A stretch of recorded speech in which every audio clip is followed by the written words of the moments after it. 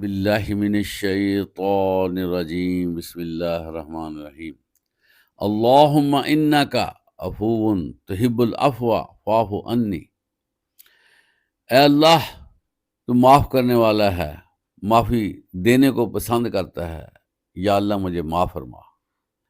حضرات گرامی، انسان ہونے کے ناطے بہت سی خطائیں، بہت سے گناہ، بہت سی بھول ہو جاتی ہے، تو ہمیں ہر وقت ہر لحظہ اللہ سے معافی مانگنی چاہیے۔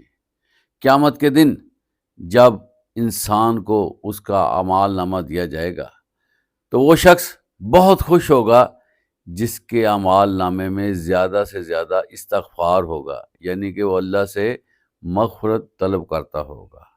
اللہ تعالیٰ انسان کو معاف کرنے کے لیے ہمہ وقت تیار ہے، اس لیے ہمیں کوشش کرنی چاہیے کہ ہم اللہ کے آگے گڑ گڑائیں، اللہ سے معافی مانگیں۔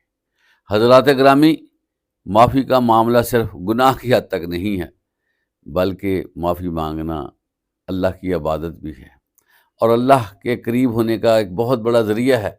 اللہ سے ہم التجائے کریں گے کہ یا اللہ ہمیں معاف کر دے، اللہ کی رحمتیں بھی ہم پر نازل ہوں گی، اللہ کا پیار بھی ہمیں نصیب ہوگا، اور اللہ تعالیٰ کی قربت بھی ہمیں مل جائے گی۔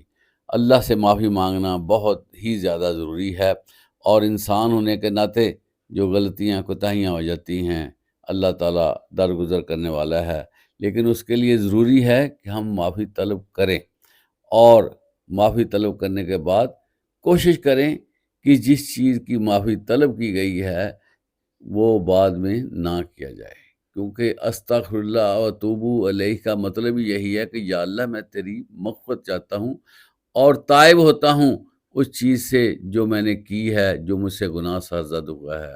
اللہ تعالی ہمیں ہمہ وقت ذکر الہی کرنے اور استغفار کرنے کی توفیق عطا فرمائے۔ وآخر دعوانا الحمدللہ رب العالمین۔